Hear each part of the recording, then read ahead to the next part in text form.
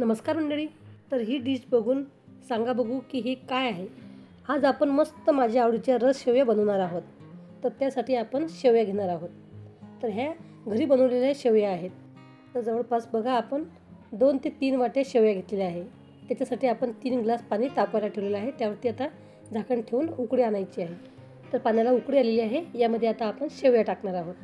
आमच्या विदर्भात उन्हाळ्यामध्ये आंब्याच्या सीझनात हा बेत हमखास ठरलेला असतो.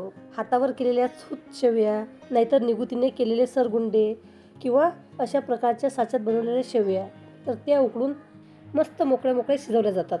तर शिजवताना यामध्ये तेल किंवा तूप टाकायचे, जेणेकरून हे शेवड्या मोकळ्या होतील. तर आपण बघत आहात की शेवड्या मस्त मोकळ्या शिजत आहेत. रेसिपी एकच असली तरी ती खाण्याची पद्धत खूप वेगवेगळी असते. जसं की आता पुरणपोळीसोबत आंब्याचा रस खाल्ला जातो, काही ठिकाणी रसपुरी, काही ठिकाणी पीठ पोळ्या आणि रस खाल्ला जातो, तर काही ठिकाणी साध्या पोळ्या आणि रससुद्धा केला जातो आणि खाल्ला जातो.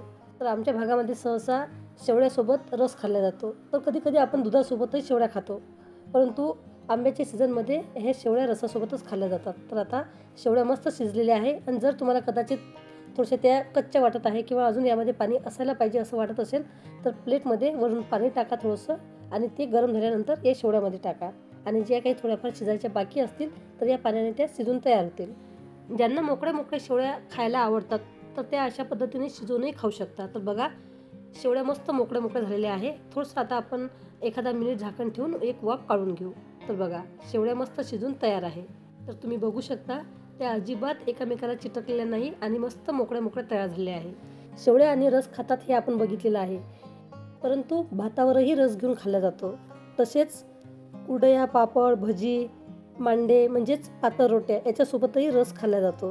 आणि काहींना तर रस न खाता फक्त प्यायला आवडतो. आणि काही जण तर असे आहे की त्यांना आमरस अजिबात आवडत नाही, तर ते फक्त आंबा कापून खाऊ शकतात. तर असेही भरपूर आहेत. तर अशा प्रत्येकाच्या आवडी असतात. तर बघा, आता शेवड्या मस्त तयार झाल्या आहे आणि आपण थंड करून घेतलेली आहे, कारण आपण यावरती रस टाकणार आहोत. जर तुम्ही शेवड्या गरम असताना रस टाकला तर कदाचित चवीमध्ये फरक पडू शकतो.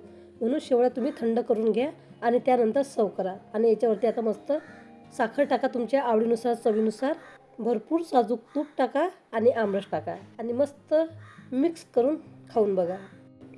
तर बघा, माझ्या आवडीचा आमरस आणि शेवया तयार आहे. आता मी मस्त हे खायला घेणार आहे. तर मंडळी, रेसिपी आवडली तर रेसिपीला लाईक करा, कमेंट करा आणि जास्तीत जास्त शेअर करा. धन्यवाद मंडळी.